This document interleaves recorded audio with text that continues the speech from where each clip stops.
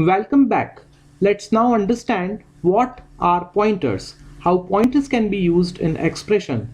As we have seen in the previous video that the expression %i returns the address of I. If we want to collect this address location in a variable, what can we do? Can we write j is equal to %i? Yes, we can. But here j will not be an ordinary variable like other variable. It will be a variable which will contain the address of other variable. A variable which does this is called pointer. To declare a variable which will contain address of other variable, we write data type space asterisk variable name semicolon. In this case, we have written int space asterisk j semicolon. So j is a variable which will always contain address of other variable. In other words, we can say that j will point to integer variable, which means j will be used to store address of any other integer variable. How do we read this declaration? We read it as j is a pointer to integer. Look at the first line of this code. It's a simple variable declaration. Consider the memory map of this variable declaration, which is given at the right hand side. I is the name of the location, 5 is the value stored at that location, and 65524 is the location number or address of the memory space. Now in the next line of code, we have declared a special variable which is called pointer. It's a pointer to integer. J is a pointer to integer.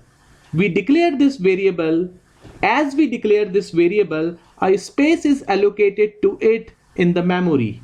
As it is shown in the memory, now in the memory map, there are two spaces, one for simple variable and another for pointer.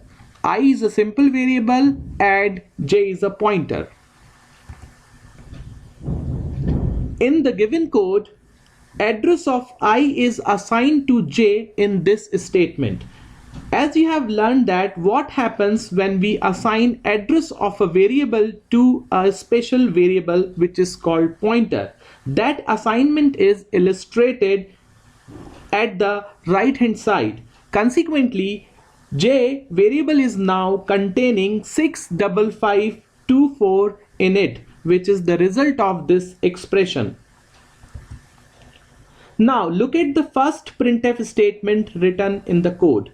As address of I is used here, so it is printing address of I, that is 65524 as output. In the next printf statement, j is written at the end, which is a pointer to integer, and this pointer points to variable I, which means j is containing address of I, that is 65524. Consequently, it is giving 65524 as output. With this third printf statement, address of j is written at the end. At the time of pointer j declaration, memory location 65522 is given to j, as it is shown in the memory map. As the result, 65522 is displaying as output. Inside this printf statement, pointer j is written with %d. As j is containing address, so it displays whatever is stored in it, but %u is not used here. So different value is displayed because of %d is used. In this case, -12 is displaying here. Now a simple variable I is used in this printf statement. Value of I, that is 5, is displaying as output. This is interesting. Both valueat and address of operator are used here. Look at the end of the printf statement as it is shown in the callout box. First evaluate address of I, which gives 65524. Asterisk 65524 means value at 65524, and value at 65524 is 5. So it displays 5 as output. In the last printf statement, asterisk j is written at the end. That means pointer j, and which means value at j. To evaluate this, look at the callout box.